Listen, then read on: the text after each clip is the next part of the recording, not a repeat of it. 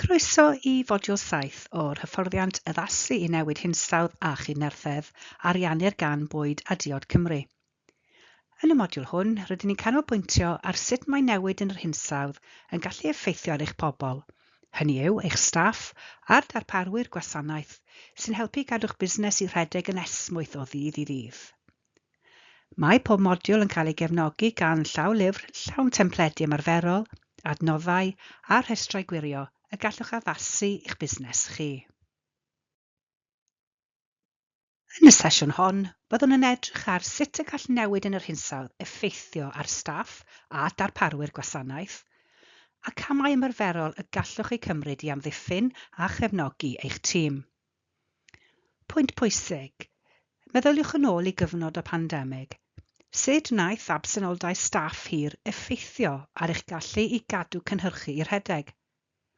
Pa debygrwydd welwch chi rhwng hynny a digwyddiadau hinsawdd posibl, megis llifogydd, stormydd neu donfeddi gres? Yn y modiwl hwn, byddwn yn archwilio effaith newid hinsawdd ar bobl yn y gweithle, cyflwyno'r model arweiniaeth sy'n canolbwyntio ar weithredu ar gyfer rheoli newid, adolygu dyletswyddau cyfreithiol cyflogwyr, nodi grwpiau staff sy'n mwy agored i Newid, awgrymu camau addasu'r hinsawdd ar gyfer gweithleoedd, ac ystyried effaith newid hinsawdd ar brif ddarparwyr gwasanaeth. Cwestiwn i chi. Pa faes o hyn sy'n teimlo fel y perygl mwyaf i'ch busnes ar hyn o bryd? Lle staff, arweinyddiaeth, neu ddibyniaeth ar ddarparwyr gwasanaeth? Eich pobl yw eich ased pwysicaf. Hebddyn nhw, mae cynhyrchu'n stopio ac mae parhad busnes yn cael ei beryglu. A chofiwch, mae'r darparwyr gwasanaeth yn estyniad o'ch tîm hefyd.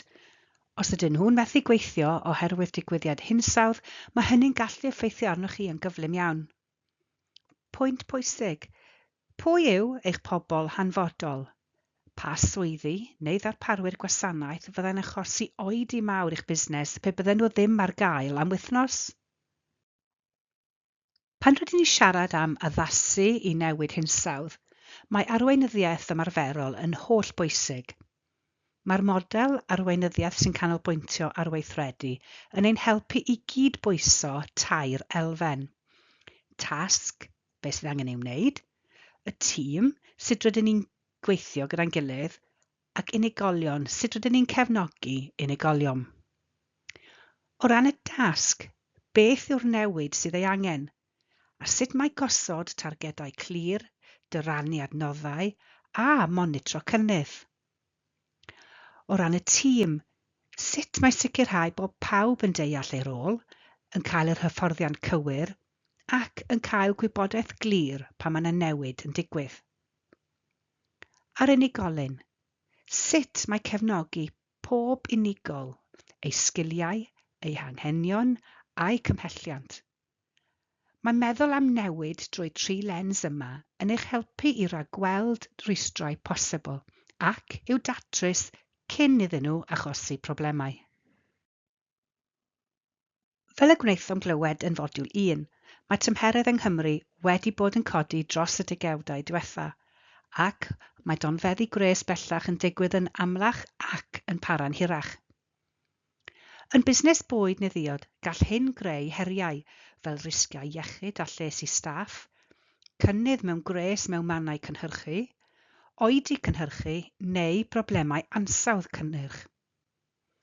A dyma rai addasiadau y gellid eu hystyried.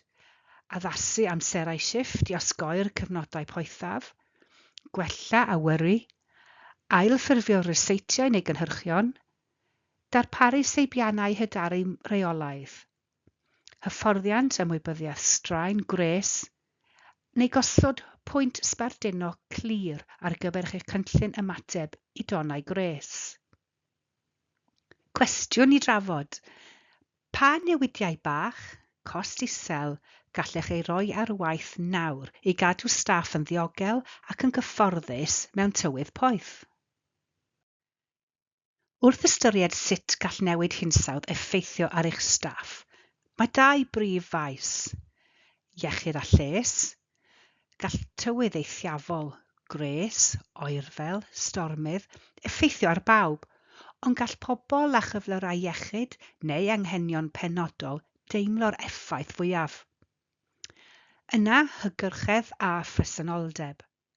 Os bydd stormydd, llifogydd neu hamhariadau trafnidiaeth, efallai na fydd staff yn gallu teithio i'r gwaith o gwbl. Felly pwynt pwysig. Pa mor barod yw eich busnes os na all staff allweddol gyrraedd y safle am sawl diwrnod? Mae'r ddelwedd wybodaeth gan Iechyd Cyhoeddus Cymru ar y sleid hon yn dangos sut gall newid hinsawdd effeithio ar iechyd pobl, o anawsterau anadlu i heriau iechyd meddwl. Mae llawer i'w ddarllen ar y sleid hon, ac felly mae'r infograffig ar gael yn weithlyfr Modiwl 7, os hoffech edrych ar hyn yn fanylach. Un maes pryder amlwg yw ansawdd aer. Mae donfeddi gres a thannau gwyllt yn gallu gweithygu ansawdd aer sy'n risg i bobl gydag asma neu gyflyrau anadlu eraill. Gall newid hinsawdd hefyd greu effaith gymdeithasol a seicolegol. Enghraifft, dychmygwch orfod delio llifogydd yn eich cartref ac eto ceisio parhau â gwaith a bywyd teuluol. Gall y straen hwn ostwng cynhyrchiant a chynyddu absenoldebau. Cwestiwn i chi. Pa effeithiau iechyd neu les sydd fwyaf perthnasol i'ch tîm chi, a sut allech chi eu cefnogi os bydd digwyddiad hinsawdd yn taro? Fel y gwnaethon drafod yn fodiwl 6, mae deddf iechyd a diogelwch yn y gwaith o 1974 yn gosod dyletswydd gyfreithiol ar bob busnes gyda 5 neu fwy o gyflegeuon i ddiogelu iechyd a diogelwch yn y gweithle. Mae hyn yn cynnwys staff, contractwyr ac ymwelwyr ar safle.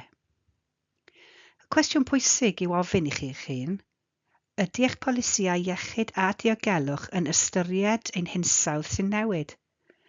A oes angen ei diweddaru i gynnwys risgiau tywydd eithiafol? Un ffordd ymarferol o gynyddu cydnerthedd eich busnes yw diweddaru eich polisïau iechyd a diogelwch drwy roi lygaid hinsawdd arnynt. Yn 2023, fe anogodd y British Safety Council fusnesau i gynnal asesiadau risg hinsawdd fel rhan o'i cynllunio iechyd a diogelwch. Roedd hyn yn cynnwys ystyried tywydd eithafol, risgiau biolegol cynyddol, risg uwch o ddamweiniau a namau yn y gwaith. Mae'n gwneud synnwyr. Os yw'r amgylchedd yn newid, mae angen i'r polisïau addasu hefyd. Rydyn ni eisoes wedi gweld bod donfeddi gres yn dod yn fwy cyffredin. Nad oes terfynau tymheredd penodol yng nghyfraith y Deyrnas Unedig ar gyfer gweithleoedd, mae'n rhaid i gyflogwyr darparu amodau gwaith diogel a rhesymol. Mae'r Health and Safety Executive yn ystyried gres yn risg sy'n gallu cael effaith negyddol ar iechyd a pherfformiad staff. Mae HSE wedi cyhoeddi rhestr wirio defnyddiol ar straen gres y gallwch chi ei haddasu i'ch gweithle eich hun. Efallai fod rhai aelodau o'ch tîm yn fwy agored i niwed i effaith newid hinsawdd nag eraill. Nad yw'r HSE wedi rhoi diffiniad unffurf o berson agored i niwed, maen nhw wedi nodi enghreifftiau o staff a allai fod angen mwy o ystyriaeth. Gan gynnwys, gweithwyr beichiog neu rieni newydd, gweithwyr mudol, pobl ag anableddau neu gyflerau iechyd tymor hir, gweithwyr hŷn, gweithwyr ifanc neu newydd i'r gwaith. Hyd yn oed os nad oes gennych staff o'r grwpiau hyn, mae rhai tasgau neu swyddi sy'n cynyddu risg yn ystod tywydd eithafol. Enghraifft, staff sy'n gyrru ar ran y busnes. Efallai bod angen diweddaru'ch polisi gyrru wrth weithio'r fusnes y cwmni i ystyried tywydd gwael. neu staff sy'n gweithio yn yr awyr agored yn reolaidd. Staff sy'n gweithio mewn ardaloedd poeth iawn, ger popdau, neu oer iawn, storio rhewllyd. Gall pobl â chyflyrau meddygol fel asthma, diabetes neu bwysedd gwaed uchel fod angen cefnogaeth ychwanegol yn ystod digwyddiad hinsawdd. Felly pwynt pwysig, ydych chi'n gwybod pa aelodau o'ch tîm efallai fydd angen cymorth ychwanegol pe bai digwyddiad hinsawdd yn taro? Mae yna ddyletswydd gyfreithiol ar gyflogwyr i ddiogelu staff sy'n gyrru fel rhan o'i gwaith. Mae tywydd eithafol, sef eira, gwynt cryf, llifogydd neu rew, yn gallu gwneud teithio'n beryglus iawn. Dyna pam mae'n syniad da cael polisi gyrru mewn tywydd garw neu rhestr wirio i helpu staff i fod yn ddiogel. Mae sefydliadau fel Traffic Wales, y Met Office, yr AA neu'r RAC a'r Institute of Advanced Motoring yn cynnig cyngor ymarferol ar y pwnc hwn.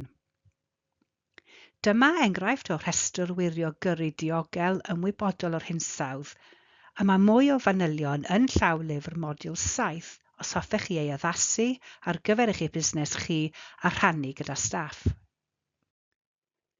Grŵp arall i'w hystyried yw staff sydd â chyfrifoldebau gofalu, enghraifft, rhieni plant ifanc, unigolion sy'n gofalu am berthynas mewn oed, rhywun sy'n gofalu am rhywun ag anabledd. Mewn digwyddiad hinsawdd, fel storm, llifogydd neu dywydd eithafol, efallai bydd angen iddynt ofalu am deulu neu blant os caiff ysgolion eu cau, neu cynorthwyo aelodau'r teulu os na all gwasanaethau gofal cartref cyrraedd cleientiaid hŷn. Hefyd, os oes gennych staff sydd angen cynllun gwacau personol, enghraifft os oes ganddynt anabledd neu gyflwr iechyd, dylid sicrhau bod y cynllun hwnnw'n gyfredol. Efallai bydd angen i chi hefyd ystyried pa rolau a all gael ei gwneud o bell mewn argyfwng. Byddwn nawr yn edrych ar 3 cham ymarferol y gallwch eu cymryd i gryfhau cydnerthedd eich busnes o ran pobl. Un cam pwysig yw sefydlu ac profi cynllun rheadru cyfathrebu mewnol. Mae hyn yn eich helpu i sicrhau bod gwybodaeth yn llifo'n gyflym ac yn gywir, osgoi dyfalu neu sibrydion, cadw hyder staff mewn cyfnod ansicr, a paratoi ar gyfer digwyddiad go iawn.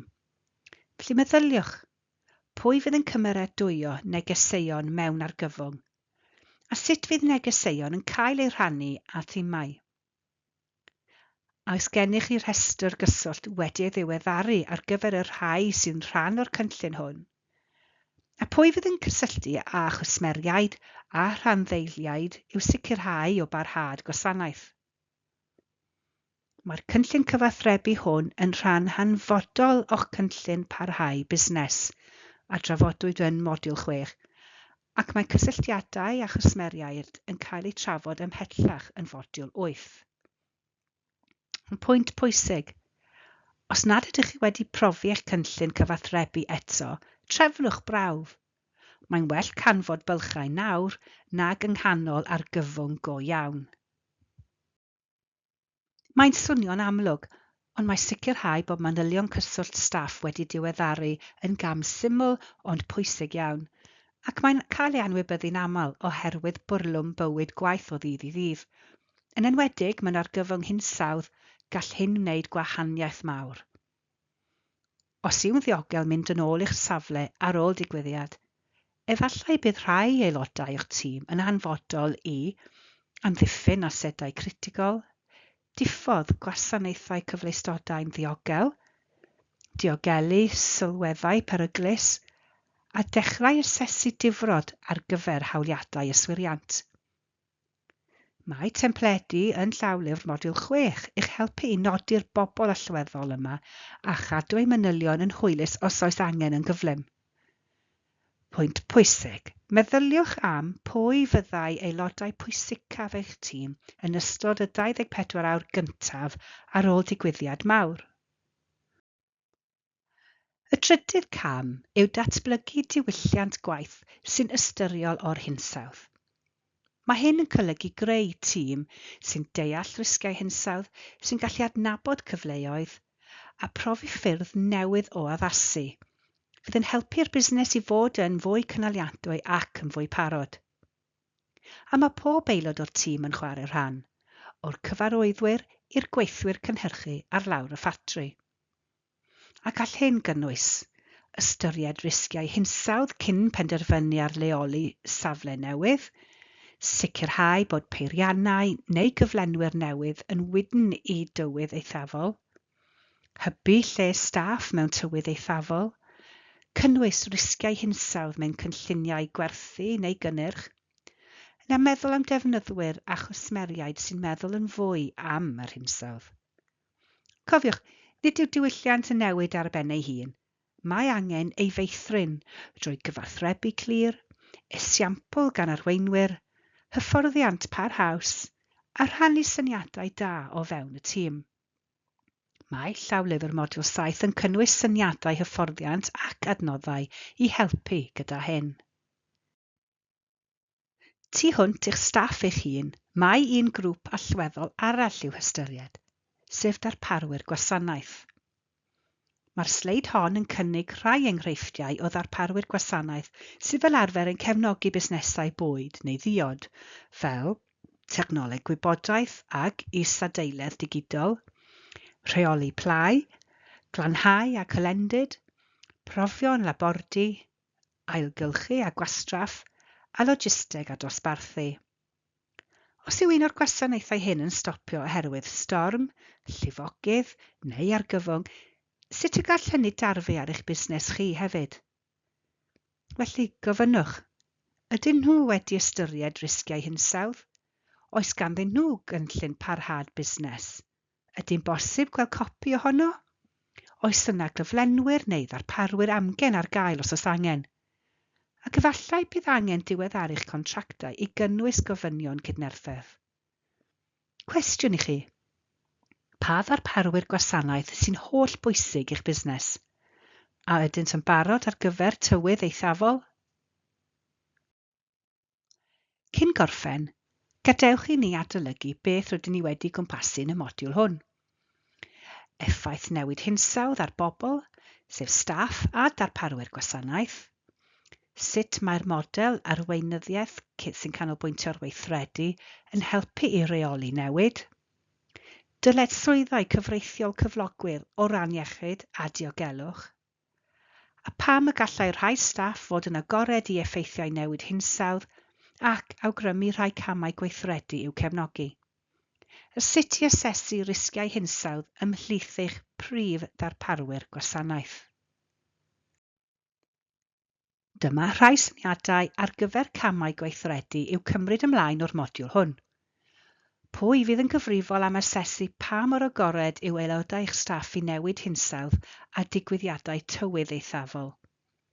Sut allwch chi ddiogelu iechyd a lles eich gweithwyr? Pwy yw eich darparwyr gwasanaeth pwysicaf? Ydyn nhw'n wydn o'r rhan newid hinsawdd? Ac allwch chi gydweithio â nhw i wella eich gwydnwch a'i gwydnwch chi? A pwy arall o'ch tîm ddylai gymryd rhan yn yr hyfforddiant yma i helpu cryfhau diwylliant sy'n ystyrol o'r hinsawdd?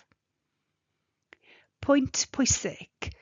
Beth yw'r un cam ymarferol y gallwch chi ei gymryd y mis hwn i wneud eich tîm yn fwy parod ar gyfer newid hinsawdd? Yn ein modiwl nesaf, modiwl 8, byddwn yn canolbwyntio ar gwsmeriaid a defnyddwyr ac yn edrych ar yr agweddau masnachol a'r cyfleoedd busnes sy'n dod gyda meddwl am y dyfodol drwy lens hinsawdd. Diolch am gymryd rhan yn modiwl 7. Cofiwch mae lawlyfr modiwl 7 yn cynnwys templedu, adnoddau ac offer i'ch helpu i roi'r hyn rydych chi wedi ddysgu yn y modiwl hon ar waith yn eich busnes. A pam na wnewch chi rannu'r hyfforddiant hwn gyda'ch tîm hefyd a dechrau adeiladu diwylliant sy'n ystyrol o'r hinsawdd gyda'ch gilydd.